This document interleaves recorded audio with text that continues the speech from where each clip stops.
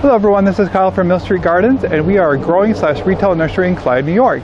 And today I'm going to give you a tour of our sun perennials. Now, we just did a tour of our shade perennials, so if you haven't checked that video yet, make sure you watch that video after this one.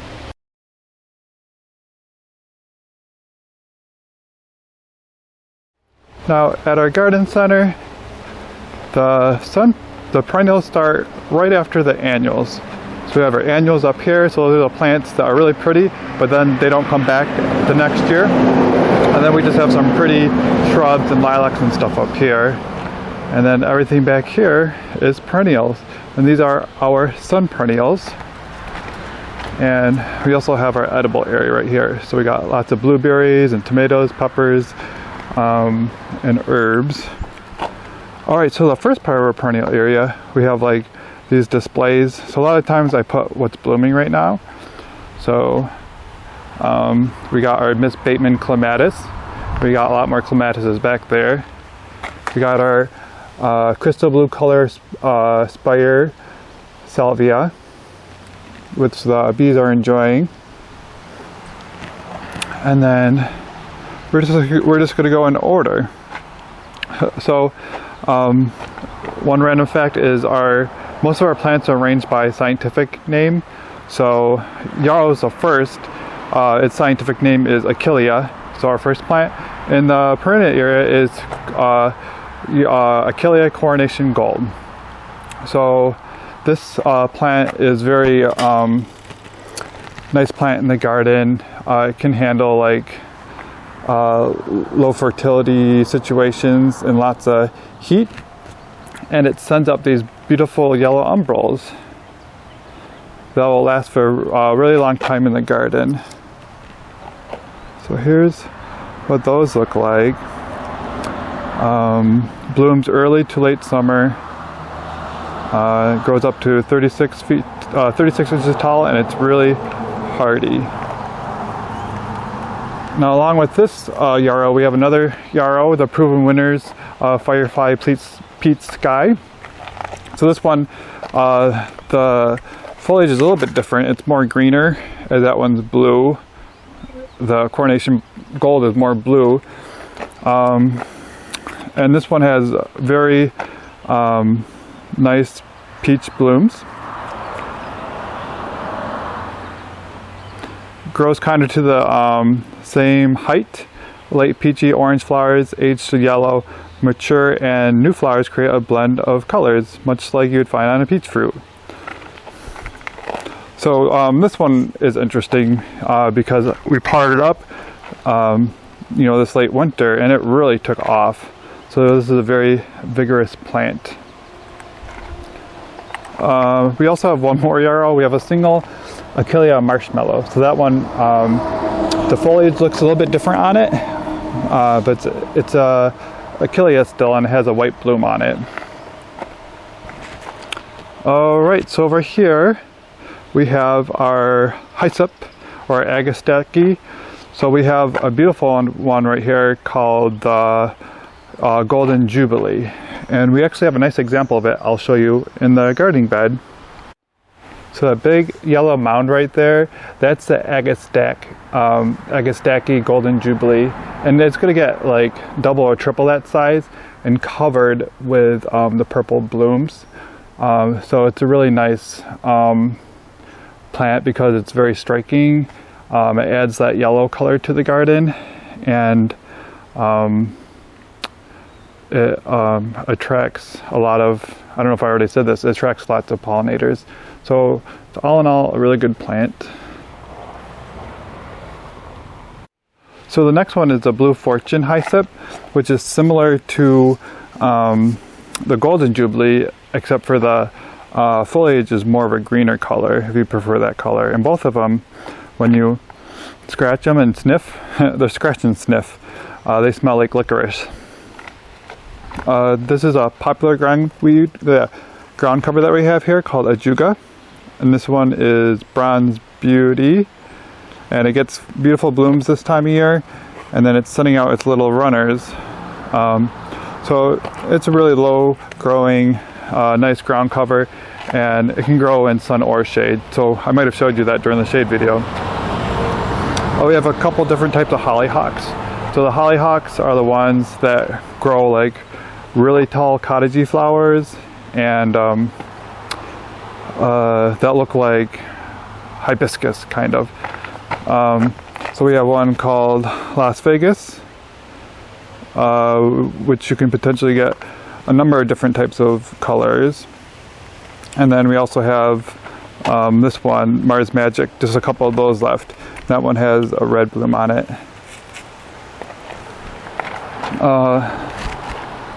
Next we have the Lady's Mantle, which I must have also showed you in the shade garden, because you can use this in the shade garden as well. So it has this beautiful foliage. Now, one cool thing about the foliage is the water beads up in the leaves, which is really nice. And then it's just a very attractive plant. It adds like a different type of color to your garden. You can kind of use it as a ground cover. And it has really pretty chartreusey flowers. This one only grows 15 to 18 inches. So it's a nice one to use in the front of the bed. We got our drumstick alliums. So those make, so these they're starting to flower. You can see they have pretty like, it's just a type of ornamental onion. So it kind of looks like that. You can grow from full sun to full shade. We have our Millennium Onion in production right now, which is another type of really pretty ornamental onion, but the bare roots are taking a little bit longer than we anticipated, so we don't have it out on the floor yet. Something, most of our plants are labeled now in terms of what's native and what's not native. So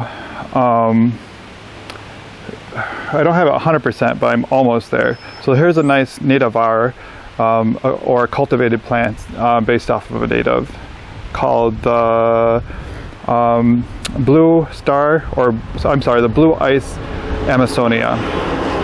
So this one comes up in the spring. It has these really pretty blue flowers on it. And yeah, they bloom with these true blue flowers, and then you are left with this like a pretty mound of foliage for the rest of the season. So this one grows 12 to 16 inches tall and 18 to 24 inches wide. Our Columbine is all sold out. That was a really popular plant. So thank you everyone for coming and buying all of our Aquilegia. All right, keep on moving on down here to our milkweed section. So you'll see that we have some nice spotted milkweeds here. This one has a really pretty pink flower on it that smells really nice, and of course it's good food for the monarch butterflies. We had I forgot what the caterpillar is called, the yellow, well, the monarch one, the yellow and black one. We had that growing or munching on our swamp milkweed last year, so that was kind of cool. We also have our Hello Yellow, which is like the orange type butterfly weed, but this one just has a yellow flower instead. Similar size and habit. We also have the orange one in production right now. It's just not ready to come out yet. So those are both natives. We just have a couple left of our Medusa alliums here. And this is a cool native plant, the goat's beard. Gotta find one that I can unstick because I only got one hand here. This one kind of used to remind me of like an astilbe, like a huge astilbe. But yeah, it can grow in like a shady spot, or you can put it in a sunny spot and it'll get much larger. And it has like these giant white plumes of flowers on it, which are really nice. Oh, over here we have our butterfly bushes. So we have our Lavender Cupcake butterfly bush. It gets the, let's see, it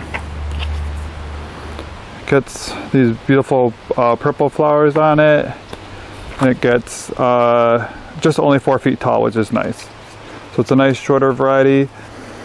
We have a bigger variety called the Allium Blue. I'm not sure how big it gets, but it gets, I think it might get like 6 to 8 feet tall. Alright. It was so hot that the camera shut off. Now we're back. So our other butterfly bush is Grand Cascade. So this one has giant blooms on it, like 14 inches long, and it gets only up to 6 feet tall. So it's not the biggest butterfly bush in the world, but it gets big, graceful, arching, weepy, I don't know how many different ways I can say weeping, branches on it, and it just looks really pretty. So in the picture in our icon for YouTube, that is the bloom that's on it.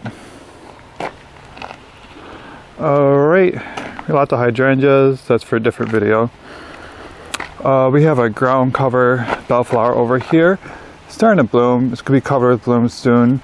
That one's been actually a really popular plant. A lot of people seem to like that and the color of the blooms. And then we have another similar ground cover. This one's called our Carpathian bellflower. Look at the bloom on that, on this tiny little plant, so that's kind of cute. We have, this is actually a mix, so you can get either like white or blue or pink on this Calamintha Nepeta.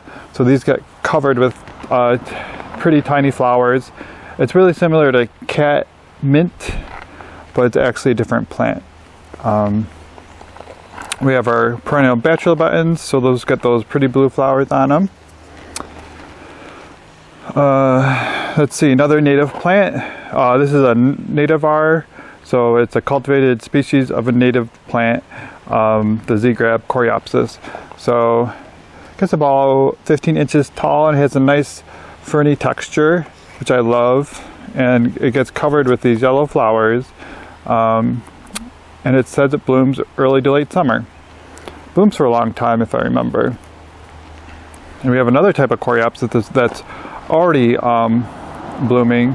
So another nativar is the Nana Coreopsis. And I have another Coreopsis in production right now. It's almost ready. It's the one that looks kind of like this one, but it has pink flowers on it. So keep tuned for that one. So we're working our way through the seas, and yes, I plan on talking about all the plants. So if that's something that's interesting to you, keep on watching. So we have our delphiniums. We got two different types of delphiniums this year. We got one that you can get like a bunch of different colors on it. This looks like in the picture, it's purple, and different shades of pink or white. So if you don't know what a delphinium is, it like creates a mound of foliage, and then it creates the most spectacular, like, tall flower in the world. Well, maybe not the whole world, but it's a really pretty flower. A lot of times they're true blue colored, kind of like this one I'm assuming it's going to be. Can you imagine that in your garden? And then planting like a drift of like 5 of them, or 7, or 9, or 30. No, just kidding. But that'd be really cool. Okay. Let's keep on going. So next we have our native spiderwort. So this plant gets a really pretty flower on it right here. It only so this one is Virginia spiderwort, and the spiderwort flower only lasts for 1 day, but then it's replaced by another flower the next day. So I like that plant.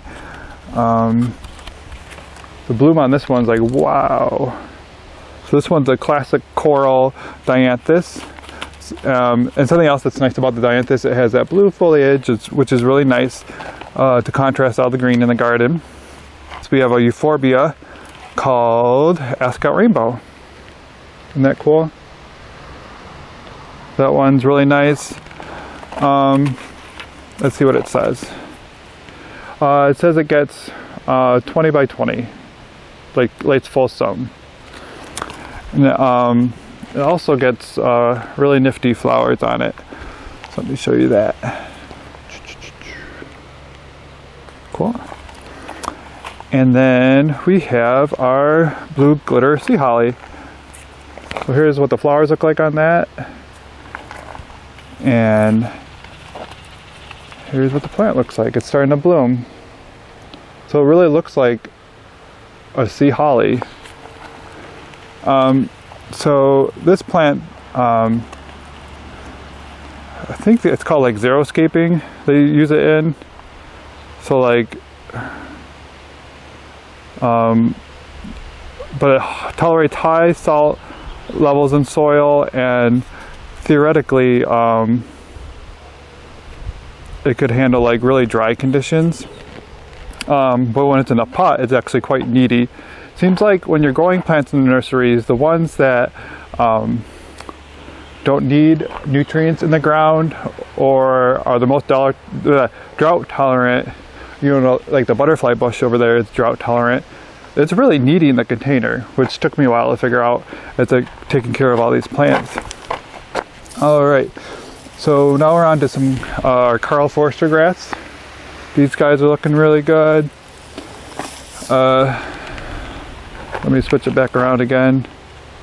Okay, so Liatris has pretty purple spiky blooms. The native plant. Pollinators love it. Has a really attractive foliage, so you can't really go wrong with it. Blooms in the summer. We have some oriental lilies here. So we have a pink one and a white one. We have our native cardinal flower, which gets pretty flowers on it that literally look like cardinals, which is awesome. It'll go 3 to 4 feet tall, and I guess it can handle part shade according to this tag. And I've had some customers say that they really enjoyed it when they bought it from us in the years past. And then we have our standard creeping Jenny, which is looking really nice and very vibrant. So it's just a really aggressive ground cover that we have. Let's go this way. Okay, and then we have our Rudbeckias, which are the cone flowers. So we have, and all these are native. So we have the Magnus, which is a native-var, and it has a beautiful purple flowers on it. We have a double one called Raspberry Beret, so that'll be really pretty when we see it bloom.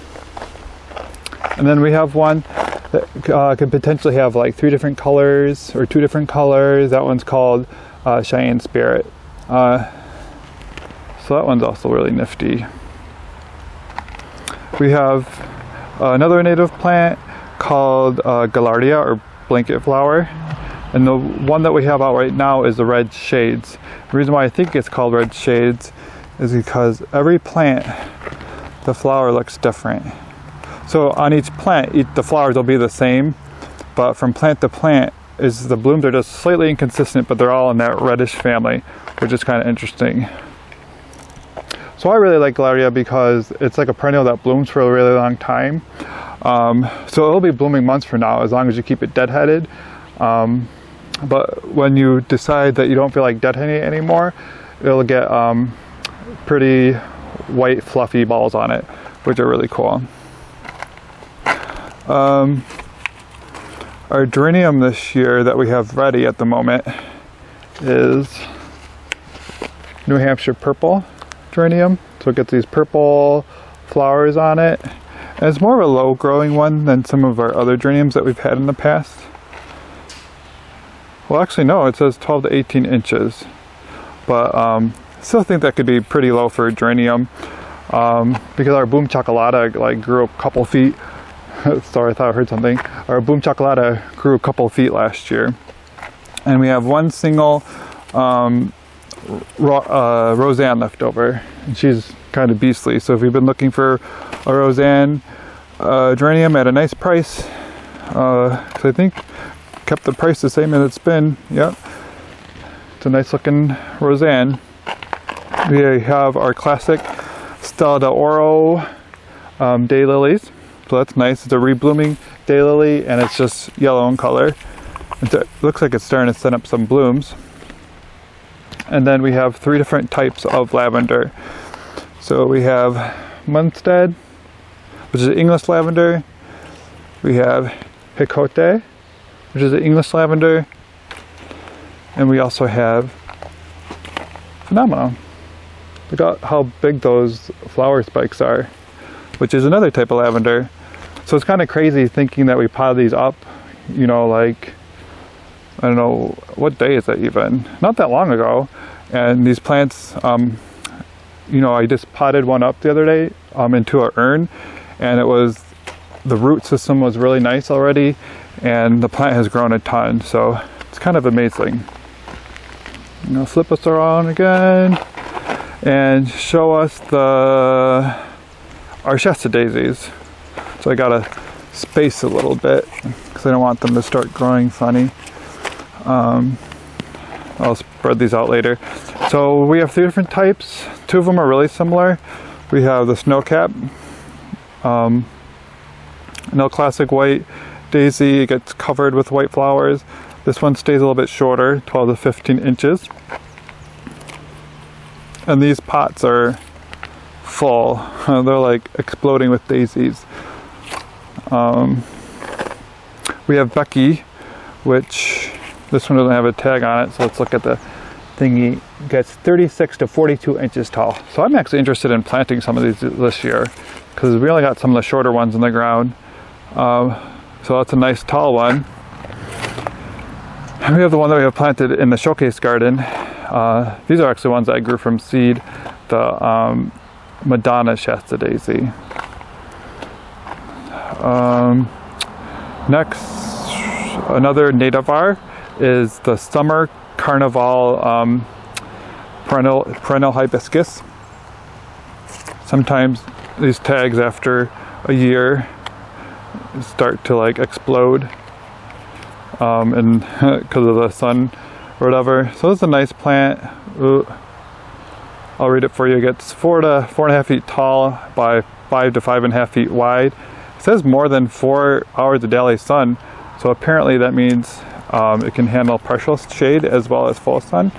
And this is a nice hibiscus because, you know, it has a beautiful hibiscus blooms on it, which are red, but it also has a variegated foliage on it. So it's hard to tell right now, but it's gonna have a variegated leaf on it. It's gonna be stunning. Okay, let's swing on over this way.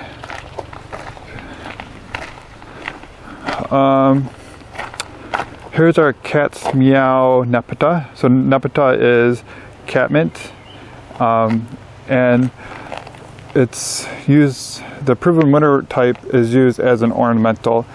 So just another pretty foliage plant. You know, it's dear. A lot of these plants have the smell to them, meaning it has aromatic foliage, and that type of plant typically is resistant to like deers and rabbits. So this is blooming right now and it's really pretty. Once it's done blooming, you can shear back the blooms. You don't need to cut the plant all the way back. That's a little aggressive. Just like the blooms up to this height, and then it'll rebloom for you once or twice a season. So that's nice. We got 2 different types of Monarda, which is called bee balm. These are cultivated versions, so it's not like the straight bee balms, but they're very nice, very beautiful plants. So this one's called Blue Moon because it has like a bluish lavender flower on it. It's really like unique and pretty. And then you have the smelly foliage as well. It smells like Fruit Loops. And then we have the berry taffy, which has been a very popular variety for us. And it hasn't even bloomed yet. And we've sold a lot of them because I think the blooms are just going to be so vibrant. Speaking of vibrant, we have the drops of Jupiter oregano. This has a vibrant foliage on it. It's like an actual oregano, and then it gets pretty blooms on it.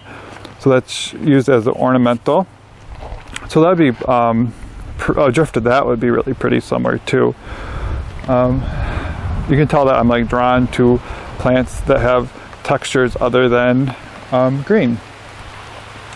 Oh my goodness, it's actually starting to rain. I've been waiting for it to rain all day long. Here's our torch lily, or Nymphopa flamenco. So they send up these pretty flowers in the summer that are like a fiery color, so that's why they call it the torch lily. And it has a evergreen or semi-evergreen foliage, so it kind of looks like a daylily, but the flowers are different, and it's, you know, it's a totally different plant. All right, so we got a peony. Some of them are starting to bloom. We got a couple different varieties. We got Bowl of Beauty, Shirley Temple, and Carl Rosenfield. So we got a pink, we got a white, we got a red, got all of them. I think that's all of them. So you get the pretty blooms in the spring, they're very classic, and then you're left over with a nice attractive looking foliage for the rest of the season. We also got some poppies this year. Poppies were being requested a lot, so I'm glad that we were finally able to have them. So this one's called Prince of Orange, and some of them are starting to bloom right now, so that's cool.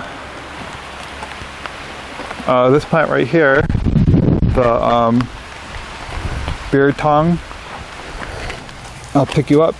This is a nativar, and this is a really nice plant because it has, you know, a different type of foliage color, and then in the spring it sends up these giant spikes of they'll have like a panicle of flowers at the top of them, and they're just really pretty. And the seed heads are pretty if you want to leave them, and then they'll spread, or you can just chop them down when they're done blooming if you don't want them to spread. We have denim and lace Russian sage, which is a popular proven winter type of Russian sage.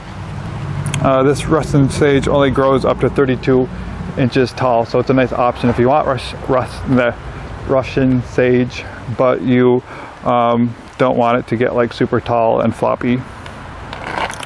We got 4 different types of phlox right here. So we got Glamour Girl, Backlight, Ultraviolet, and Opalescence.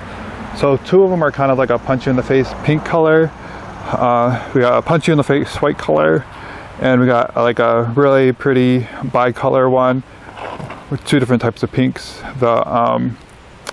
So the garden phloxes are nice, the tall ones, because they bloom for a really long time, and after their first flush of blooms, the proven winter ones just keep on blooming, which is really nice. So they'll bloom for a really long time, and the blooms are like in panicles, so from far away they kind of even almost look like a hydrangea bloom, which is interesting. We have another one called Mountain Mint, or Picanthamum muticum. It's one of my favorite native plants. I forgot to mention that the phlox is also a nativar, but this one is a straight species, and it gets like a pretty bract on it. So here's a picture of it. It's hard to explain other than the fact that it's really pretty, and pollinators love it. And then we have some of our standard Rebecchias. So these are the black-eyed Susans, and it's a really nice nativar that it just produces those classic pretty yellow flowers on them. So we all love black-eyed Susans.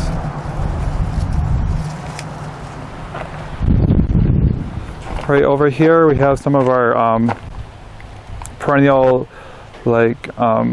succulent, outdoor succulents. So our hens and chicks, they've actually grown a lot since I've potted them up. We have our ground cover sedum called the gold moss sedum. That's really pretty. as well as Autumn Joy sedum over here. And our Midnight Velvet sedum, which is upright sedum, is in production still. Because I want the roots to be nice and developed before I put them out here. And then one other native plant that we have is a little redhead, or the spigella. I guess the little redhead is the common name for it. So it grows 24 to 28 inches, blooms early to midsummer, and it has dark red tubular flowers with yellow interiors and sporadic rebloom through fall. Thrives in both sun and partial shade. So that's a plant that I'm excited about trying out. Alright, so over here we have our Crystal Spires Blue Salvia that I already showed you. It's got lots of visitors today. So this is a salvia, and then we also have another type of salvia called May Blue Salvia. So you just got two different color options. It's another plant that's rabbit and dare resistant. We have two different types of Veronica or Speedwell. So it's starting to bloom. On the tag it says blooms early to late summer, but honestly I remember last season once it started blooming it never stopped, and then I deadheaded it, and I wish I didn't, because there's always color. It produces these giant spires and there's always color on them. So that was definitely a cool plant. I highly recommend the Blue Skywalker Speedwell. And then this year the new one is a Perfectly Picasso, which I'm assuming is very similar. Haven't grown it in the garden yet, but this one has pink spikes on it.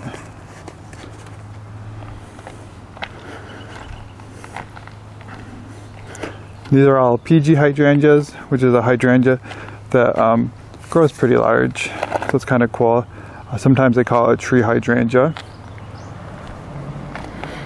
Another native plant that you don't see very often, so I'm excited to have it for us, is a Veronicastrum.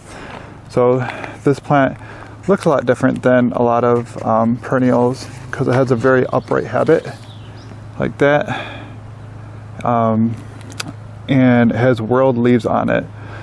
So the leaves are whorled around the stem. Isn't that cool? So this one gets apparently 4 to 8 feet tall and 2 to 4 feet wide, but something you can do on it is called the Chelsea chop. So probably like a week or two from now I would actually go through and just chop off a third of it, and then it'll make the plant bush out and have more blooms on it and be a little bit more sturdy and bushier. We have a creeping thyme called Beckland thyme. Another plant that's been really popular this year, a nice ground cover. That'll be blooming soon. We have our blue fescue, Elijah Blue. So when it's in the pot, it held on to its foliage from last year, so it doesn't look really good. Well, at least to me. I don't know what it looks like to everyone. But the ones that we have in the ground, all I see is the blue. It looks more similar to these ones. So it's a nice, pretty, ornamental, dare resistant grass. Might actually just grow out of that too. Oh yeah, they're kind of starting to fall off. And then we have another native grass, the tufted hair grass. So this makes a nice green mound of foliage, and then I'll send out a plume. And that one also doesn't get very tall, 2 to 3 feet tall. And this one's only 8 to 10 inches tall, not including this beautiful spike that's shooting up. We talked about the Carl Forster grass already. That one gets up to 5 feet tall and has a pretty spike on it. We also have the Northern Sea Oats. So this is a really nice native grass, and it gets an oat-like seed head on it that looks really cute and dangly. It can get up to 3 to 4 feet tall, and it can handle sun or like part shade. We have our strawberries and cream ribbon grass. lots of attractive grass. We call it strawberries and cream because it has like the pink and then the white variegated grass. And then finally we have our Miscanthus giganteus. If people might have remembered me propagating this. So this is a really cool grass that can get up to 13 feet tall. So you can use it as like a really cool back of the border type grass, or you can actually use it as like a living fence, which is really nifty. Really quick, I'm not sure if this falls into perennial territory. I'm not sure this falls into perennial territory, but I'll show you anyways. We have different types of clematis. So we have our Happy Jack Purple clematis, which is like Jackmani clematis. We have the Pink Meek. This one has a pink bloom on it. And we have Sweet Summer Love, which gets tiny fragrant flowers on it during the summer. We have that planted in our yard and it's really nice. We have a honeysuckle here, known as the Kinsley Ghost honeysuckle. So that's cool, it's about to bloom. I only got one of those right now. We have Sensation honeysuckle. So this one is a very vigorous honeysuckle. It doesn't get super large and unruly though, which is nice. And that gets yellow flowers that are scented. And then we have our roses. So our Atlas rose, so we talked about these in a different video earlier in the year, but they've grown a lot since then. So these are our landscape roses, and they're all proven winter ones right now. So we have our Senorita. Check your rose buds this time of year for aphids. Yep. See, they're already starting to attack. Oh my goodness, that's bad. I gotta get on that. Look at that. We are gonna take care of that. So basically aphids are attracted to the new growth. So you don't take care of them, like spray them off with a hose, or you can like use neem oil to take care of them, because if you don't, they're gonna eat your blooms. I usually just spray them off with a hose, but you don't want to leave the foliage wet, because roses don't like that. Sorry, as I check my roses for aphids. So we got the reminiscent coral, reminiscent crema, and those are garden roses, and our rise up lilac days, which is like a climbing rose. Alright, thank you for sticking around as I showed you all of our sun perennials. If you enjoyed this video, make sure that you like and subscribe. If you have any questions or comments, please leave them in the comment section below. Thank you.